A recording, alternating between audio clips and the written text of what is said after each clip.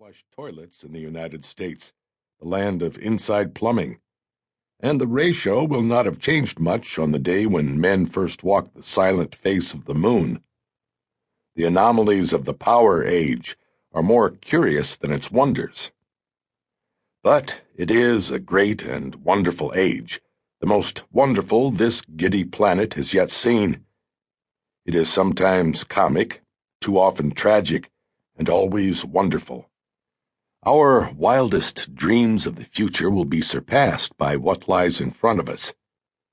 Come bad, come good. I want to take part in the show as long as possible. Robert A. Heinlein, Colorado Springs, Colorado, 5 May 1949. Let There Be Light. Archibald Douglas, SCD, PhD, BS, read the telegram with unconcealed annoyance. Arriving city late today. Stop.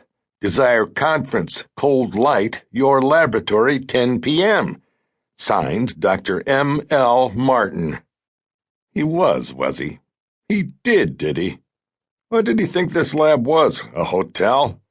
And did Martin think that his time was at the disposal of any Joe Dokes who had the price of a telegram? He had framed in his mind an urbanely discouraging reply when he noticed that the message had been filed at a Midwestern airport. Very well, let him arrive. Douglas had no intention of meeting him. Nevertheless, his natural curiosity caused him to take down his copy of Who's Who in Science and look up the offender. There it was, Martin, M.L., biochemist and ecologist, PDQ, XYZ, NRA, CIO, enough degrees for 6 men. Director, Guggenheim Orinoco Fauna Survey. Author, Collateral Symbiosis of the Boll Weevil, and so on through 3 inches of fine print. The old boy seemed to be a heavyweight. A little later, Douglas surveyed himself in the mirror of the laboratory washroom. He took off a dirty laboratory smock, removed a comb from his vest pocket, and put a careful polish on his sleek black hair.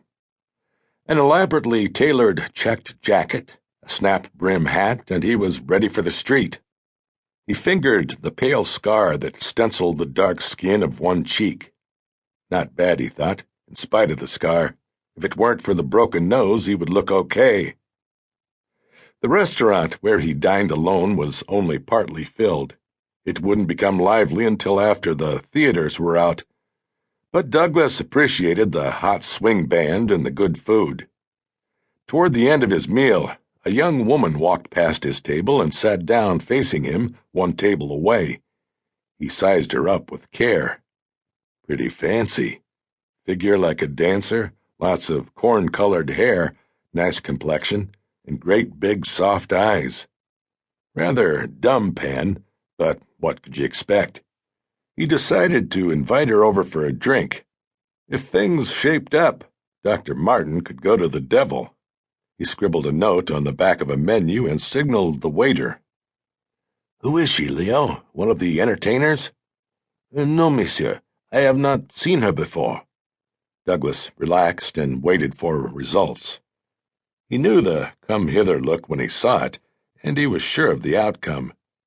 The girl read his note and glanced over at him with a little smile. He returned it with interest. She borrowed a pencil from the waiter and wrote on the menu. Presently, Leo handed it to him. Sorry, it read, and thanks for the kind offer, but I am otherwise engaged. Douglas paid his bill and returned to the laboratory. His laboratory was located on the top floor of his father's factory. He left the outer door open and the elevator down in anticipation of Dr. Martin's arrival. Then he busied himself by trying to locate the cause of an irritating vibration in his centrifuge.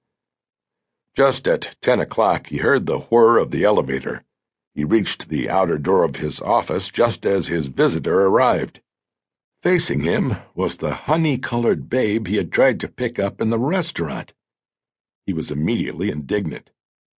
How did you get here? Follow me? She froze.